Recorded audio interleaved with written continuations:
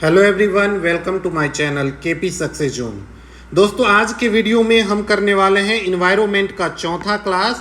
और इससे पहले 3 क्लास हमारे यूट्यूब चैनल पे अपलोड हो चुका है, तो आप लोग प्लेलिस्ट में जाके उसे देख सकते हैं। ठीक है, इन्वायरमेंट चल रहा था और आप लोग को पता है कि शिक्षक भर्ती का एग्जाम जो है दोस्तों अगस्त में हो जाएगा। तो आप लोग अच्छे से तैयारी कीजिए और जितना भी क्लास कराया जा रहा है आप लोग करते जाइए और साथ में ऑब्जेक्टिव का जरूर प्रैक्टिस कीजिएगा। ठीक है, तो आज का जो टॉपिक है उसमें हम लोग जैव भू रासायनिक चक्र के बारे में पढ़ेंगे, जिसमें जल चक्र, नाइट्रोजन चक्र, कार्बन चक्र, इन सभी के बारे में एक एक करके पढ़ेंगे। ठीक है, तो सबसे पहले जानते हैं कि जैव भू रासायनिक चक्र क्या होता है। जैव भू रासायनिक चक्र की बात करें तो यह एक ऐसी प्रक्रिया है दोस्तों जिसमें प्राकृतिक रूप से जैविक और अजैविक घटक के बीच जीवन के लिए आवश्यक तत्वों का चक्रीय प्रवाह होता रहता। मतलब कि जैसे जल चक्र में हम देखे होंगे कि जल क्या होता है, पहले संघनन के द्वारा धूप में क्या होता है, सूख के ऊपर जाता है, फिर बादल बनता है और फिर ठोस बनने के बाद वर्षा के रूप में फिर पृथ्वी पर आता है। और ये प्रक्रिया है दोस्तों जो कि लगातार एक चक्रीय रूप से चलता रहता है। और इसी तरीके के चक्र को हम लोग क्या बोलते हैं, तो जैव भू रासायनिक चक्र बोलते हैं, जिसमें हम जल चक्र, नाइट्रोजन चक्र, कार्बन चक्र के बारे में पढ़ेंगे। ठीक है, यह दोस्तों जीवन को बने रहने के लिए काफ़ी इम्पोर्टेंट है और ये हमारे जीवन के लिए काफ़ी इम्पोर्टेंट है। ठीक है, तो इसमें चलिए पढ़ते हैं। सबसे पहले जो हम लोग पढ़ने वाले हैं तो जल चक्र के बारे में। तो जल चक्र की बात करें दोस्तों तो आप लोग जानते हैं कि पानी जो कि द्रव के रूप में रहता है, जो वाष्प बनकर क्या करता है, वाष्प बनकर वायुमंडल में जाता है और फिर यही जल जो है दोस्तों संघनित होकर बादल के रूप में बादल बन जाता है। ठीक है, आप लोग देखे होंगे कि नदी का पानी या फिर किसी तालाब का पानी क्या होता है, धूप जब ज़्यादा होता है तो सूख जाता है और यही दोस्तों वायुमंडल में चला जाता है और ये फिर संघनित होकर ऊपर की तरफ चला जाता है। ठीक है, ऊपर की तरफ चल जाता है और बादल का निर्माण करता है। ठीक है, और बादल बनता है और फिर बादल बनकर एक ठोस और द्रव दोनों के रूप में बरसता है। जब ठोस के रूप में बरसता है तो हम लोग बोलते हैं कि ओला पड़ रहा है या फिर पत्थर पड़ रहा है, आप लोग देखे होंगे। और जब द्रव के रूप में बरसता है तो हम लोग बोलते हैं क्या, बारिश हो रही है। नॉर्मल जो बारिश होती है वो द्रव के रूप में, और जब बादल बरसती है और जब बादल ठोस के रूप में बरसती है तो उसको जैसे हिमपात भी बोलते हैं। तो ये दोस्तों हो जाता है, ठीक है, वर्षा के रूप में बरसता है। हिम पिघलकर, अब जो वर्षा के रूप में आता है वो तो डायरेक्ट पानी के रूप में आता है, और जो पत्थर के रूप में आता है वो पत्थर क्या होता है, आप लोग देखे होंगे कि कुछ देर में क्या होता है, पिघल जाता है और पुनः क्या बन जाता है, द्रव बन जाता है, पानी बन जाता है। और फिर से यही पानी वाष्पीकरण के द्वारा फिर से ऊपर जाता है और फिर बादल बनता है। यही प्रक्रिया दोस्तों चलता रहता है एक चक्रीय रूप में। ऐसा आप लोग यहाँ पे देख रहे हैं, जल चक्र का वो दिया गया है। नदी है, यहाँ का पानी सतह से ऊपर जाता है, फिर यहाँ बादल का निर्माण करता है और फिर बारिश के रूप में नीचे आ जाता है। ठीक है, इसमें दोस्तों जल की जो मात्रा है एकदम स्थिर रहती है। जल की जो मात्रा है वो क्या रहता है, स्थिर रहता है। तो क्वेश्चन पूछा जाए कि जल चक्र में जल की मात्रा में क्या होता है, ह्रास होता है, तो बिल्कुल ह्रास नहीं होता है, बिल्कुल स्थिर रहता है। जल की मात्रा क्या है, जल चक्र में स्थिर रहता है। ठीक है, तो यहाँ से आप लोग जल चक्र के बारे में पढ़ लिए होंगे, किस तरीके से जल का एक चक्र चलता रहता है। उसके बाद अगला जो हम लोग पढ़ने वाले हैं वो है कार्बन चक्र। कार्बन चक्र में हम लोग जो मेनली देखते हैं जो कार्बन किस तरीके से बनता है, तो सबसे पहले हम लोग देखेंगे प्रकाश संश्लेषण। प्रकाश संश्लेषण पौधों के द्वारा होता है। पौधा क्या करता है कि जितना भी कार्बन डाइऑक्साइड मिल रहा है, यहाँ पे देखिए एक पौधा है और इधर से इसको कार्बन डाइऑक्साइड मिल रहा है पौधे और पशुओं के शोषण से, चूना पत्थर और समुद्री अंतर्गरण से भी इसको कार्बन डाइऑक्साइड मिल रहा है। फिर कार्बन डाइऑक्साइड हम किसी ईंधन को जलाते हैं, चाहे कोयला को जलाते हैं या पेट्रोलियम जनता है जिसे जीवाश्म ईंधन बोलते हैं, और इस किसी भी ईंधन को जलाते हैं या फिर दहन होता है तो कार्बन क्या होता है, कार्बन डाइऑक्साइड निकलता है। ठीक है, तो हम लोग भी जब सांस छोड़ते हैं तो कार्बन डाइऑक्साइड निकलता है। और इन सभी कार्बन डाइऑक्साइड को कौन ग्रहण कर लेता है, तो इसको ग्रहण करता है पेड़ पौधा। कौन करता है, तो पेड़ पौधा ग्रहण करके, और प्रकाश संश्लेषण के द्वारा पौधा वायुमंडल से क्या करता है, CO2 को अवशोषित कर लेता है। CO2 कहाँ कहाँ से प्राप्त हुआ, शोषण से, दहन से, साथ ही दोस्तों पौधों और पशुओं के शोषण से, ईंधन के दहन से। ठीक है, तो गाड़ियों से ठीक है, यहाँ से हमको क्या मिलता है, कार्बन मिलता है। तो देखिए पौधा क्या करता है, वायुमंडल से कार्बन डाइऑक्साइड को अवशोषित कर लेता है और फिर उसे कार्बनिक पदार्थों के रूप में संचित करके और बाद में दोस्तों ऑक्सीजन को क्या करता है, वायुमंडल में छोड़ता है। तो देखिए आप लोग देखिए कि यहाँ पे कि कार्बन डाइऑक्साइड छोड़ने वाले कितने चीज़ हैं, बहुत सारे चीज़ है। श्वसन में किसी चीज़ को दहाते हैं, हर जगह से क्या होता है, कार्बन डाइऑक्साइड निकलता है। और हमें जब सांस लेने के लिए क्या चाहिए, ऑक्सीजन चाहिए। हम लोग ऑक्सीजन ग्रहण करते हैं और कार्बन डाइऑक्साइड छोड़ते हैं। ऑक्सीजन जो देता है केवल कौन देता है, तो पौधा ही हमें क्या देता है, ऑक्सीजन देता है। बाकी सभी कार्बन डाइऑक्साइड पैदा करता है और कार्बन डाइऑक्साइड, इसी कार्बन डाइऑक्साइड को पौधा क्या करता है, ग्रहण करके और हमारे लिए ऑक्सीजन का निर्माण करता है। तो कितना इंपॉर्टेंट है पौधा आप लोग जान ही सकते हैं। तो इसी तरीके से एक चक्र चलता रहता है, कार्बन डाइऑक्साइड का बनना और फिर कार्बन डाइऑक्साइड का पौधे के द्वारा ग्रहण करना और ऑक्सीजन का छोड़ना। और यही चक्र दोस्तों क्या कहलाता है, तो एक कार्बन चक्र कहलाता है। ठीक है, पौधा क्या करता है, वायुमंडल से कार्बन डाइऑक्साइड लेता है, ऑक्सीजन छोड़ता है, फिर वही ऑक्सीजन को पेड़ पौधा जो छोड़ता है उसको मानव श्वसन के रूप में लेता है, चाहे जीव जंतु हो वो भी श्वसन के रूप में लेता है और फिर उन्होंने श्वसन के बाद कार्बन डाइऑक्साइड छोड़ देता है और फिर यही प्रक्रिया है दोस्तों जो कि बार बार चलती रहती है। इसे ही दोस्तों क्या बोलते हैं, तो कार्बन चक्र बोलते हैं। ठीक है, तो आप लोग को कार्बन चक्र समझ में आ गया होगा, प्रकाश संश्लेषण समझ में आ गया होगा। श्वसन में क्या होता है, तो आप लोग को पता है कि श्वसन में ऑक्सीजन को ग्रहण किया जाता है और कार्बन डाइऑक्साइड को मुक्त किया जाता है। दहन में भी क्या होता है, ऑक्सीजन के उपस्थिति में दहन होता है, ये भी आप लोग को पता ही होगा। और CO2 इसमें भी क्या होता है, मुक्त होता है। कार्बन डाइऑक्साइड मुक्त होता है, कार्बन की मात्रा मुक्त होता है और यही प्रक्रिया चलती रहती है। तो इसी को बोलते हैं कार्बन चक्र। साथ ही दोस्तों अगर आपको इसका नोट्स चाहिए तो आप हमारे Telegram channel KP success zone पे आप लोग विजिट कर सकते हैं। KP सक्सेस जोन जैसा यूट्यूब का नाम है वैसा ही हमारे टेलीग्राम चैनल का नाम है। तो आप लोग डायरेक्ट वहाँ से जुड़ सकते हैं टेलीग्राम पे, वहाँ पे आपको इसका PDF मिल जाएगा। ठीक है, उसके बाद जो हम लोग बात करेंगे नाइट्रोजन चक्र के बारे में। नाइट्रोजन की बात करें तो नाइट्रोजन जो है दोस्तों वायुमंडल में सबसे ज़्यादा मात्रा में पाया जाता है। कई बार तो यही क्वेश्चन पूछा जाता है। और ये कितना पाया जाता है, तो 78%। बिल्कुल आपको ध्यान रखना है, सबसे ज़्यादा वायुमंडल में जो गैस पाया जाता है वो कौन सा है, तो नाइट्रोजन है। और कितना है, तो 78%। ठीक है, वायुमंडल में नाइट्रोजन भी जो है दोस्तों विभिन्न प्रक्रिया के द्वारा जीवों द्वारा मिट्टी, जल और जीवों के बीच निरंतर प्रवाह, इसका भी जो दोस्तों एक निरंतर रूप से प्रवाह होता रहता है। और इस वायुमंडल में इसकी वापसी को नाइट्रोजन चक्र के रूप में जानते हैं और इसको भी क्या बोलते हैं, नाइट्रोजन चक्र के रूप में जानते हैं। इसमें दोस्तों 3 प्रक्रिया होता है, नाइट्रोजन का स्थिरीकरण, नाइट्रीकरण और विनाइट्रीकरण। ये सब प्रक्रिया नाइट्रोजन चक्र में आपको देखने को मिलेगा। एग्जाम्पल के लिए आप लोग देखे होंगे कि राइबोजोबियम और नील हरित शैवाल या फिर नील हरे शैवाल, ये दोस्तों नाइट्रोजन चक्र, नाइट्रोजन का क्या करता है, स्थिरीकरण करता है। राइबोजोबियम जो है दोस्तों ये दलहन पौधे के जड़ों में पाया जाता है और ये वायुमंडल से नाइट्रोजन के ग्रहण करके उसका स्थिरीकरण करते हैं और फिर पुनः उसको कार्बनिक रूप में बदल के और नाइट्रोजन को वापस कर देते हैं और ये प्रक्रिया चलती रहती है। तो पूछा जाता है कि दलहन पौधे के जड़ों में कौन सा बैक्टीरिया पाया जाता है, तो राइबोजोबियम पाया जाता है। ठीक है, और ये क्या करता है, तो नाइट्रोजन का स्थिरीकरण करता है। साथ ही दोस्तों नील हरित शैवाल भी है दोस्तों, जो कि क्या करता है, स्थिरीकरण करता है किसका, तो नाइट्रोजन का। तो ये आपको बिल्कुल याद होना चाहिए, बहुत पूछा जाता है। राइजोबियम भी से बहुत क्वेश्चन पूछा जाता है। राइजोबियम और नील हरित शैवाल ये दोनों दोस्तों नाइट्रोजन का स्थिरीकरण करता है। ठीक है, तो इसको आप लोग बिल्कुल याद रखेंगे। चलिए अब अगला देखेंगे दोस्तों आहार श्रृंखला।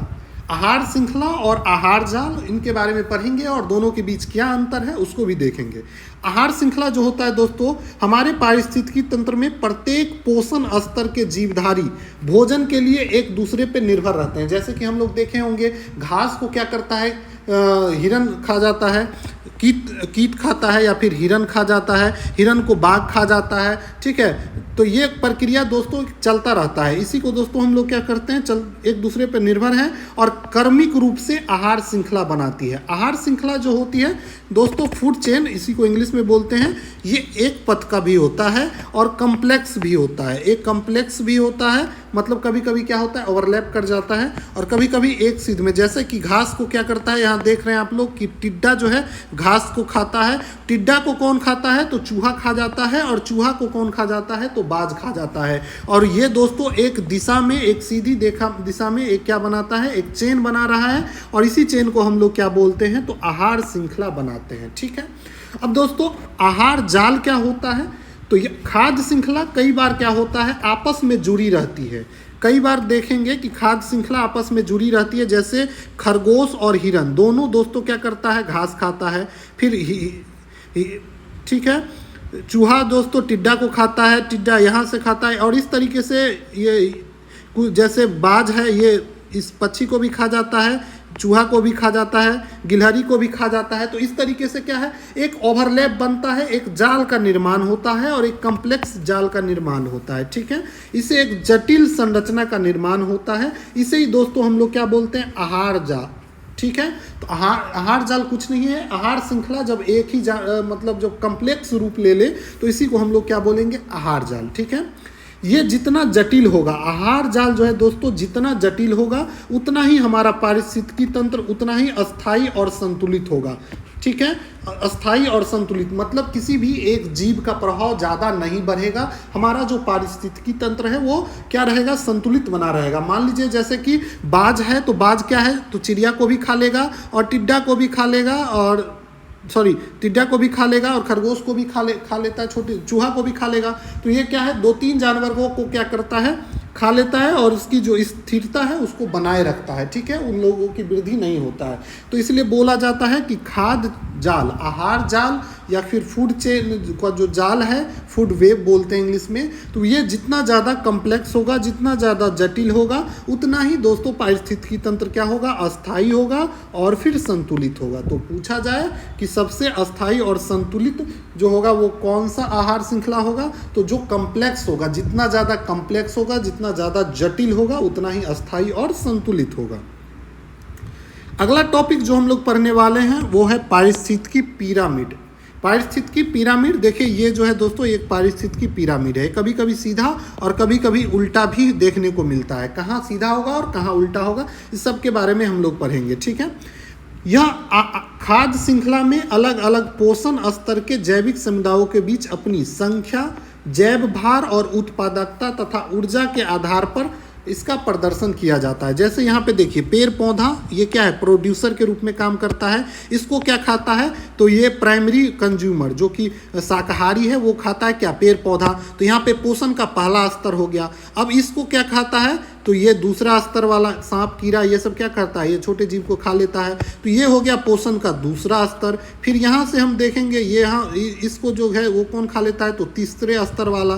तो ये हो गया पोषण का तीसरा स्तर। तो इसी तरीके से एक स्तर से दूसरे स्तर में जब जाते हैं तो इससे क्या होता है? ऊर्जा का 10% रूल आप लोग पढ़े थे, ऊर्जा का ह्रास होता है और 10% ऊर्जा कम मिलता है। ठीक है, एक पोषण स्तर से दूसरे पोषण स्तर में जाते हैं तो।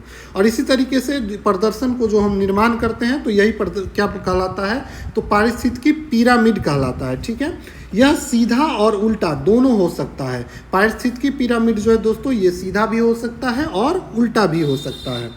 अब ये दो इसके बारे में देखेंगे तो ये पारिस्थितिकी पिरामिड दोस्तों 3 प्रकार का होता है। पहला जो है दोस्तों वो है संख्या पिरामिड, दूसरा जैव भार पिरामिड और तीसरा ऊर्जा पिरामिड। तीनों को एक एक करके पढ़ेंगे। ठीक है, संख्या पिरामिड की बात करें, इसमें प्रत्येक पोषण स्तर से संबंधित अलग अलग प्रजाति की कुल संख्या को क्रमानुसार दर्शाया जाता है। ठीक है, जैसे कोई भी पिरामिड यहाँ पे देखिए कंज्यूमर है, फिर दूसरा खाने वाला, फिर तीसरा। तो इसमें जो संख्या है पोषण स्तर 1 में कितनी जीवों की क्या संख्या है, पोषण स्तर 2 में जीवों की क्या संख्या है, तो इसकी संख्या को जब हम प्रदर्शन करेंगे और जो पिरामिड बनेगा इसी को हम लोग बोलते हैं पारिस्थितिकी का जो संख्या पिरामिड बोलते हैं। ठीक है, इसमें दोस्तों हम लोग याद करने वाली बात यह है कि जो वृक्ष है, वृक्ष जो पौधे होते हैं, इसका जो संख्या पिरामिड होता है वो उल्टा बनता है। कैसा बनता है? उल्टा बनता है, मतलब कुछ इस तरीके का बनता है। ठीक है, और वही बात करें बाकी और जितना है उस सभी का जो पिरामिड बनेगा वो सीधा बनेगा। तो आप लोग याद रखेंगे कि संख्या पिरामिड किसका उल्टा बनता है? तो वृक्ष का जो पिरामिड है दोस्तों, संख्या पिरामिड है वो उल्टा बनता है। ठीक है, वृक्ष का, और बाकी सभी संख्या जो है संख्या पिरामिड क्या बनता है? सीधा बनता है। उसके बाद बात करें ऊर्जा पिरामिड, तो ऊर्जा पिरामिड ये दोस्तों हमेशा सीधा होता है। ऊर्जा पिरामिड जो होता है हमेशा एक ही रेखा में होता है, सीधा होता है, क्योंकि ऊर्जा का जो प्रवाह होता है वो एक देशीय होता है। ऊर्जा का भी जो प्रवाह होता है एक ही दिशा में होता है, मतलब पोषण स्तर 1 से पोषण स्तर 2 और पोषण स्तर 3 में ऊर्जा का प्रवाह क्या होगा, एक ही दिशा में होगा, ठीक है, ऐसे होगा, ठीक है। तो इसी को क्या बोलते हैं, तो एक दिशीय प्रवाह बोलते हैं ऊर्जा का। तो ऊर्जा पिरामिड आप लोग समझ गए। इसमें दोस्तों ये क्या बनेगा, हमेशा सीधा बनेगा, तो इसको बिल्कुल याद रखना है कि ऊर्जा पिरामिड हमेशा सीधा बनेगा, ठीक है। और आप लोग संख्या पिरामिड में देखे थे कि विर्ट्ज का जो पिरामिड बने था वो क्या बने था, विर्ट्ज का जो संख्या पिरामिड बनेगा वो उल्टा बनेगा, और बाकी जितने भी चीज़ हैं उसका जो संख्या पिरामिड बनेगा वो सीधा बनेगा। ऊर्जा का हम आप लोग देख लिए हमेशा सीधा बनता है। ऊर्जा का प्रवाह क्या होता है, एक दिशा में होता है। प्रत्येक पोषण स्तर पर ऊर्जा का क्षय होता है। तो ऊर्जा का क्षय का हम लोग 10% सिद्धांत पढ़े हैं कि एक पोषण स्तर के 200 पोषण स्तर में जाएंगे तो 10% ऊर्जा क्षय हो जाएगा। मतलब कि अगर कोई स्वपोषी है, जैसे घास घूस है, उसको कोई खाता है तो यहाँ 10% का ऊर्जा लॉस हो जाता है। फिर कोई शाकाहारी को कोई मांसाहारी खाएगा तो यहाँ भी 10% ऊर्जा इसको कम मिलेगा जो खाएगा, ठीक है। उसके बाद फिर जो सर्वाहारी है वो मांसाहारी को खाएगा तो उसको उससे भी दोस्तों उसको क्या मिलेगा, 10% ऊर्जा का कम मिलेगा, और उस पर दोस्तों रोग प्रतिरोधक क्षमता भी कम होते जाता है, जैसे जैसे पोषण कम मिलता है, ऊर्जा कम मिलता है, ठीक है। उसके बाद बात करेंगे अगला, वो है दोस्तों जैव भार पिरामिड। जैव भार क्या होता है दोस्तों, सबसे पहले तो ये पढ़ेंगे। तो किसी भी जीवित प्राणी में उपलब्ध कार्बनिक पदार्थों का कुल शुष्क भार, मतलब कोई भी जीवित मतलब प्राणी, जैसे मानव हो जाए, जीव जंतु हो जाए, तो हम लोग जानते हैं कि हमारे शरीर में क्या क्या है, सूखा भार तो नहीं है, जल भी है। जल को छोड़कर जो सूखा भार है, मतलब द्रव को छोड़कर जो सूखा भार है, उसी को हम लोग क्या बोलते हैं, जैव भार बोलते हैं। और इसी को दोस्तों जब पिरामिड बनाते हैं, प्रदर्शन करते हैं, तो जैव भार पिरामिड बनता है। और ये भार जो है दोस्तों क्या कहलाता है, तो जैव भार या फिर बायोमास कहलाता है। इसका प्रदर्शन जो है दोस्तों सीधा और उल्टा दोनों हो सकता है। तो जैव भार पिरामिड का जो प्रदर्शन है दोस्तों वो कैसा हो सकता है, तो सीधा भी हो सकता है और उल्टा भी हो सकता है। तो बिल्कुल तीनों याद रखना है। जैव भार पिरामिड ये सीधा भी हो सकता है, उल्टा भी हो सकता है। ऊर्जा का जो पिरामिड बनेगा वो हमेशा सीधा बनेगा, और संख्या का पिरामिड बनेगा तो केवल वृक्ष में दोस्तों वो उल्टा बनेगा, और बाकी सभी के लिए क्या बनेगा, तो सीधा बनेगा, ठीक है। तो आज के वीडियो में इतना ही, मिलते हैं दोस्तों कल के वीडियो में। साथ ही दोस्तों अगर पिछला वीडियो नहीं देखें तो प्लेलिस्ट में जाइए और पूरा वीडियो देखिए। साथ ही दोस्तों अगर आप लोग चैनल पे नए हैं तो चैनल को जरूर सब्सक्राइब कर लीजिएगा, और अपने दोस्तों के साथ, और साथ ही अपने जो ग्रुप हैं, चाहे आपका कॉलेज ग्रुप हो और कोई भी ग्रुप हो, तो आप उसमें शेयर कीजिए ताकि सभी लोग तक वीडियो पहुंच सके, और हम इसी तरीके से आप लोग के लिए वीडियो लाते रहें, ठीक है। तो चलिए मिलते हैं अगले वीडियो में। Thank you.